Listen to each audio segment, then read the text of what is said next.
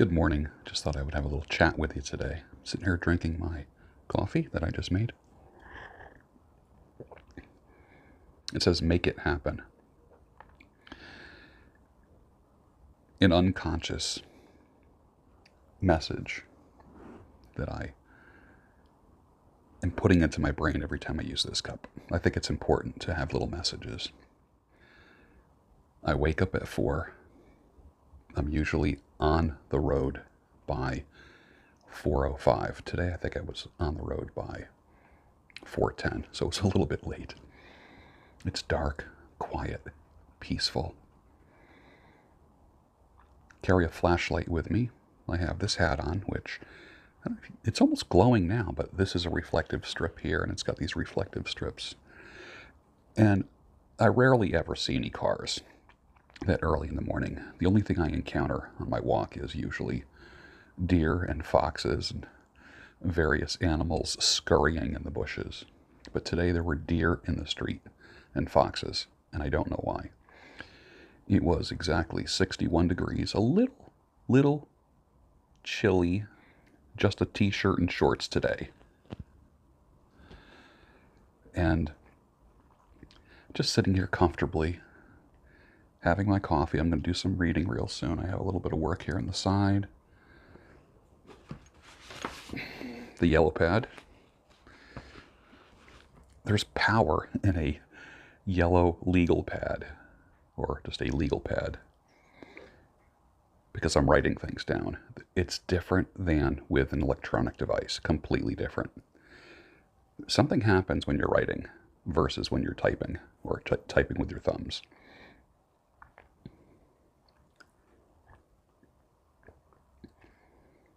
So I took my walk, 1.31 miles, because it's just the loop in my neighborhood. And it takes me about 20 minutes to do. So that's not a bad pace. And it's contemplative. Do a lot of thinking. Now it's quiet. Right now I'm looking at the clock. It's 5:10. So I've been up for an hour and 10 minutes already. The walk kind of picks me up like almost like it has the same effect as a cup of coffee. You know how like when you get up and you say, oh, I need my coffee? I get up and I think to myself, I need my walk. And then what I did was I made coffee in the percolator, plugged it in, took my walk, came back, have my coffee after the walk. Before I take a walk, I drink 12 ounces of water. Literally 12 ounces. Just down it. That's it. Before I do that, I keep my sneakers, my shorts, like at the end of my bed. I get up, usually sleep in a t-shirt. So this is the t-shirt that I slept in. Just a men's plain cotton t-shirt that I like. Comfortable, it's soft. I get up and I weigh myself, because that's usually your lowest weight of the day. Because I track my weight on a graph. And my goal is to get down to about between 175 and 180. That's my goal. And I know my body works best at that. And I have hovered from about 200 to 210 for a long time. Which, I look okay and everything like that, but the body's not okay with that. You have to, you've heard me say this before, your lab numbers are more important than your body measurements. True, right? Where I live, the loop that I do, some people say 1.31 miles. That doesn't seem like a lot. There are some inclines. There's actually 4 inclines, 4 of them on this loop. So there's a point in that 1.31 miles where I'm breathing a little bit, how do they say it? You should, when you walk as a workout, not just a casual stroll, because this wasn't a stroll. This is meant to get my heart rate up a little bit. When it starts to become difficult to talk, in other words, you got to you know, you're taking deeper breaths, and you can't just have a normal conversation. You actually, there's a little bit of impairment in talking. And many times when I'm walking, I think I might be having a one-way Marco Polo conversation with somebody, leaving them a video or listening to videos that people send to me. And that just takes the boredom. My biggest problem with working out in my whole life was boredom. Boredom. Oh. So if I can do anything to relieve boredom while working out, then I do it. But this is part of my day. So until season 3 of the Daybreak Show starts, and this is so wonderful for me. I'm recharging my batteries. Come back with power, charged up. It's just nice. It's nice to take some time off. When I decided to do the season 1, season 2, season 3, it just made so much sense rather than just going every day and, in my opinion, getting stale. I need to be inspired. I need to have my batteries charged, my internal batteries charged. And that works well for me. I was thinking about the Daybreak Ranch today, and I was thinking about how what will happen on the Daybreak Ranch. Number one, there'll be a Daybreak studio. I don't know when this is going to happen. Some people say I should put a date on it, and that'll make give me kind of an internal unconscious pressure to get it done. I get that. I understand that. But it's hard to build a Daybreak Ranch when you are relying on the gifts of others. So I'm working my butt off, and also will be open to receiving gifts. Literally, gifts, PayPal, Venmo, checks, that kind of thing. But to designate that money for the ranch, which is separate from my living, my home, my family and such. And the Daybreak Ranch will have the Daybreak Studio in it. And I was thinking about one of the purposes of the Daybreak Ranch. And I don't want to say it's the Daybreak Ranch for contemplation or the Daybreak Ranch for contemplative studies. And I'm not getting new agey on you because I'm not a new age kind of guy. I'm a traditional, conservative Christian guy. Conservative in my values, my everyday values. Conservative in my theology. My faith goes from Reformed back to ancient faith, first century faith, which appreciates contemplation and appreciates that. It's so funny, last week I watched a movie called Trappist. I believe it was on Netflix, about the Trappist monks in South Carolina, in the Charleston area. And is it a monastery or an abbey or something like that? I forget. But how they lived and worked is interesting. It's only 57 minutes long. I highly recommend the movie Trappist. Fascinating.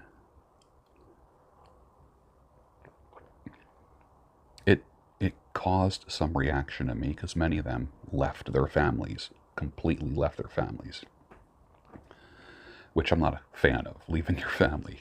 Can you be contemplative and serve the Lord without leaving your family? Of course you can. Of course. But they work their butts off during the day. They work. They create. And that's something that I love. Contemplation and creation. And that's what I'm calling this video. Contemplation and creation.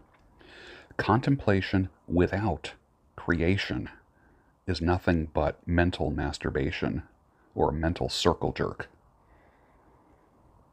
Why contemplate? It's almost like faith without works is dead. You need the works. And I don't want to say this is where I depart from sola fide. because I'm not departing from the five solas in any way, but,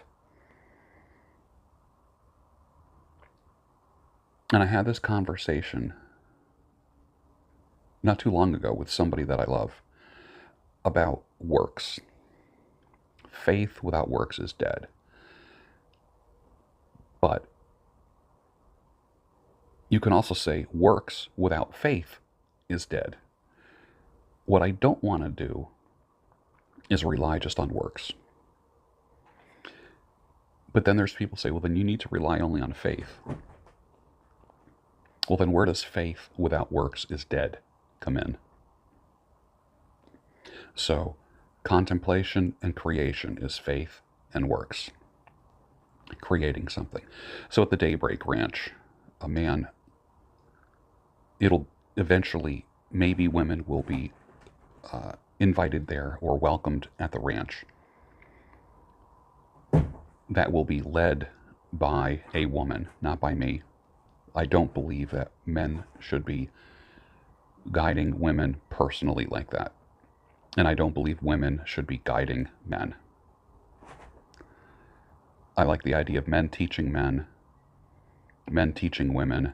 but women instructing other women in ways of godliness, modesty, femininity, that type of thing.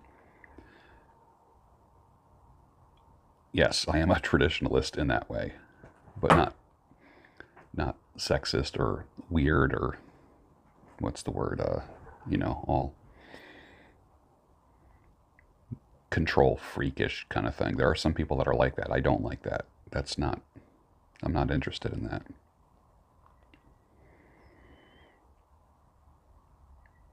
Who do I like as my teachers? I was thinking about this. I like John MacArthur. I like Hank Hanegraaff. Can you appreciate people like John MacArthur and Hank Hanegraaff at the same time? Some people say no.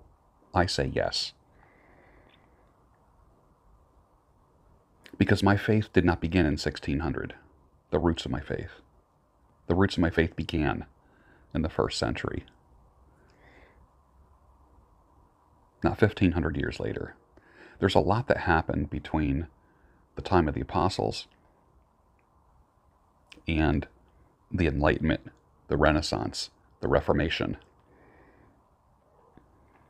in literature, in art, in expression, in theology, and so forth, in the Christian world. And what I don't want to do is erase or ignore everything that happened prior to 1600. Think about it. There was believers before Martin Luther and John Calvin and Zwingli and Hus. Christianity did not start then.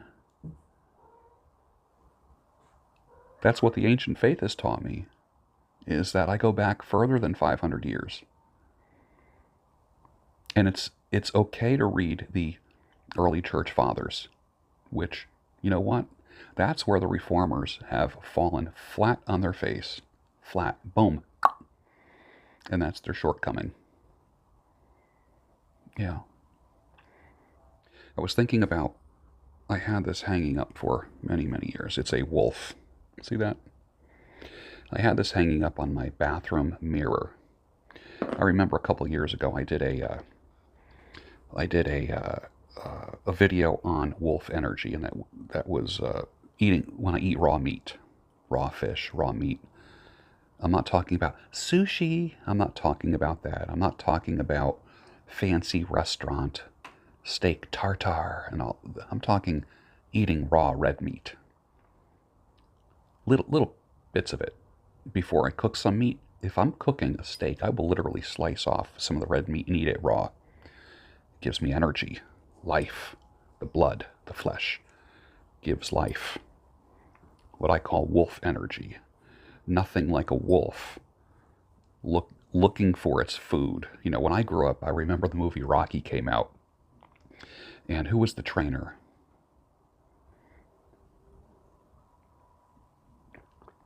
It was Burgess Meredith, right? And then, was it Rocky 3? Or Apollo Creed was training Rocky and he kept talking about Eye of the Tiger, Eye of the Tiger, Rocky, Eye of the Tiger.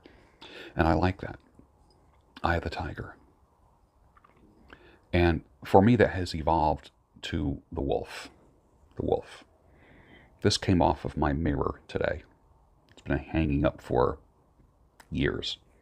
And I will probably give this to somebody. Maybe one of you will get the wolf. And just studying the life of a wolf, how it lives, it's really amazing. Tigers are pretty cool too, but the wolf has inspired me. I guess there's tiger energy, sure. I like wolf energy. For me, a wolf is that canine. Tiger energy is feline. And I relate more to the canine energy. A dog can be a canine, let me put it this way. A canine can be man's best friend. Or it can be the exact opposite. Its worst enemy if it's opposing. For instance, a dog could be sitting at my feet, enjoying me enjoying it. Someone knocks on the front door, and the dog, the ears perk up. It looks. It goes to the front door. It might bark, but it's protective of me. In 1 second, it's smushing up next to me, cuddling up, putting its face in my, in between my arm and my body to stay warm, and sitting next to me on the sofa here. The next minute, it's on its haunches, ready to attack. Canine energy. Wolf energy. I love canine energy. Love it. Feline energy. A cat jumping up on your lap, petting it. But there's something about the canine. Some people say, oh, I'm a cat person. Other people say, I'm a dog person. Very few people say I hate dogs, but a lot of people say I hate cats. I don't know why that is. Because cats are aloof. Like I heard a comedian say, when you were little, he goes, didn't you think like all cats were girls and dogs were boys? You know what? Isn't it funny, before we learned anything, we thought those things. We thought cats were women, dogs were men, or were male. And that's how we perceived it. There's something to that. So let's take that a step further. Feline, canine. If you're a man, you want canine energy, not feline energy. Feline energy is the aloof, comes, goes, can't quite figure it out. Canine energy, faithful, strong, protective. Are you connecting the dots yet?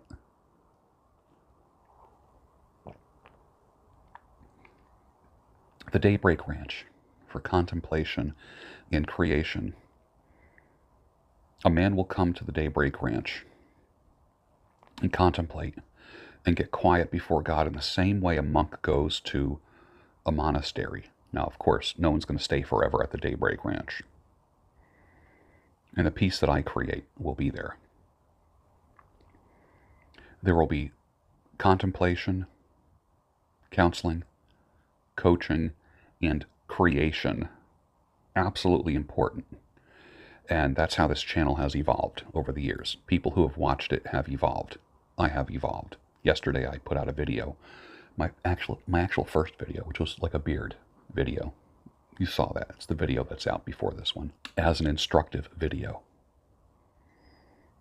Now, I've taught in several colleges, universities, been a teacher, taught in large lecture halls and classrooms, created courses at the college level, was a psychotherapist for 22 years, cut hair part-time. I cut hair full-time for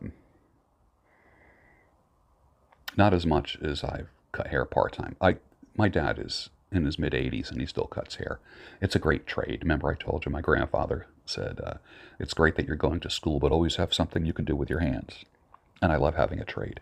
My dad cut hair full-time, he cut hair full-time, after he got out of the Marines. And then he ended up working for General Electric, doing metallurgy, turbine generator work. Has a 2-year degree in, I think it was at the time, I think it was called manufacturing studies. I think that's just hardcore turbine generator crap. He traveled the world and always cut hair part-time. And then he retired from General Electric and then cut hair full-time and then reduced it down to part-time. And now he's just cutting hair casually, but he does it 7 days a week. And that's what I like about my trade, cut hair 7 days a week. Trim beards. Excuse me. Trim beards. Straight razor shave. Like traditional barbering. I still have some female friends where I do their hair, cut and color. I don't enjoy the work with ladies as much as I do with men because I don't have the same kind of conversation. When I am cutting a man's hair, there's a different conversation than when I'm cutting a woman's hair. It's just not the same. Where I work, if I am cutting a man's hair, the door gets closed at the grooming studio because there's manly conversation happening that I don't want the women at the salon to hear, and that's okay. And I've tapered off the female hair thing. As a matter of fact, where I'm working at now, I've never cut one female. I've been there for 2 years, and I've never cut one female head the whole time I was there. And I've only cut ladies' hair outside the salon.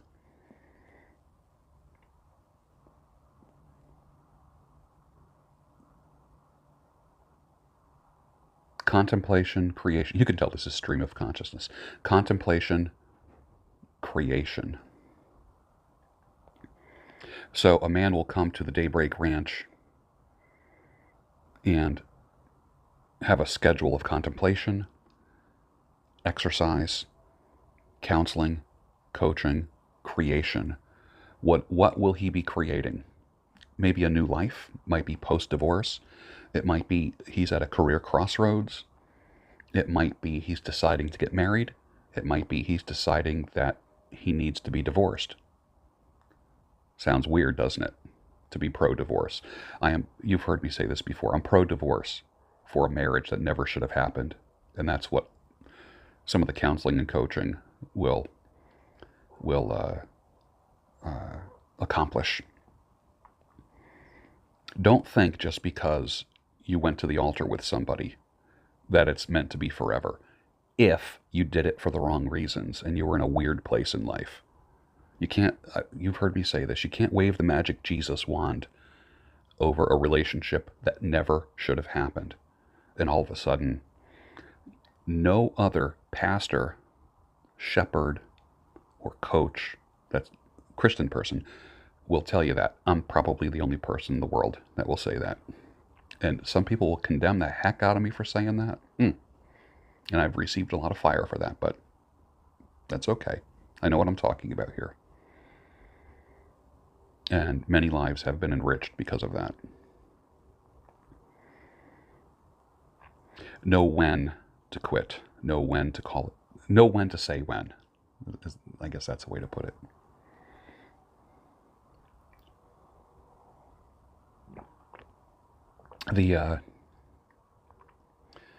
So a man will walk away from the ranch.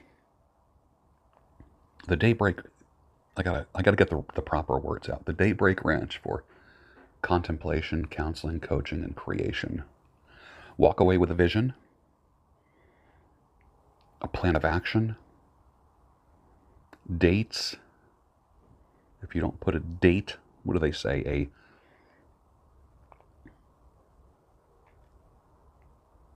A plan. Wait, help me get this straight. A plan without dates is nothing but wishing, right? Something like that. I like to say wishing and hoping is not a strategy. That's something I've been saying for years. But you know the other one. If you don't put a date on it, it's nothing but just a free-floating wish that never gets fulfilled. and then you end up becoming old and having regret. So how do you live a life with no regret? You got to plan. It's got to be on purpose. It's got to be deliberate. You can't just wing it in life. You don't wing life. That's part of the contemplation and creation. So what are you going to create? A new life? With a new person? A new life with a new career? Or how about this? Can you imagine going from career to calling? You know, we hear the phrase career development. How about this? Calling development. What are you called to do? Now, you're called to make money. Let's get real, unless you're going to be a monk. You're called to make money. You want to help people? Do it part-time, do it on the side. But you need to support yourself and your family. You need to make money a priority. Absolutely. Do not forsake that. You are not a monk. A lot of these Christian people, and I've been talking to my, very lightly, just listening to my oldest son, who wants to be a counselor. And my thing is, think about money. Think about money. This whole bullshit that's been happening for 40 years, do what you love and the money will follow. Bullshit. Stop it. Stop it. Do what makes money and the money will follow. You will always struggle if you don't think how you can be rewarded for your efforts. Creation. Creation. Think about creation. What does creation do? What creation reproduces? Trees, every season, bear new fruit. Every living being reproduces. That's why it's weird with a lot of single guys and single women. If you can't, biologically, if you can't have children, what can you do? I mean, you can adopt, but children need two parents. They need a mother and a father, a male and a female, period, to raise them properly. But reproduction, you've heard me say this to men, the highest and best use of your dick is to make children. Make babies. Second is to pee. Well, actually, pee is first. But the purpose of your sexual organs is to reproduce, not just to have pleasure, not just to be a hedonist. Now, God didn't have to make sex fun or pleasurable. He put a little incentive in there. Why do you think it's so fun to have sex? Why do you think? The reason is there's an incentive there. There's an incentive to reproduce. This is everyone. You get a lot of these red pill guys talking about female nature, male nature, and our biological imperatives. Here's your biological imperative right here. Let's talk about your spiritual imperative. God creates. In the beginning, God created. First thing he did, created. Interesting, right? Be an imitator of God and create. Create. It's weird to not have an organ work. When an organ stops working for its purpose, if your kidneys stop working, you need dialysis. Am I right? If your sex organs stop working, you stop reproducing. You stop the purpose in which they were created. Interesting philosophy. It's kind of, I like to say that the way that I think is the crossroads of theology and philosophy. Throw in a little biology in there as well.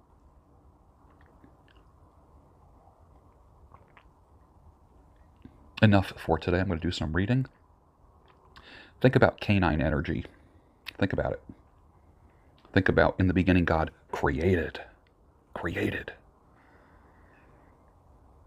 Build up, not destroy. You know what destroys or brings down? The seasons. Right now, spring, summer, creation, fruit, reproduction. The fall, the leaves wither. Winter, they fall off. But spring, everything rises. You're no different. You're part of that creation. There's a time to reproduce and create. There's a time to rest and recharge. Trees don't die in the winter. They're not dead. They look dead, don't they? The leaves have gone. They've turned brown. But spring gives life. The buds happen. Just because you look dead, just because you haven't reproduced and created recently, doesn't mean that you're dead. You can bud again. You can create again. You can create right until the day you die, if you follow the seasons properly. Just something to think about. Have a great day.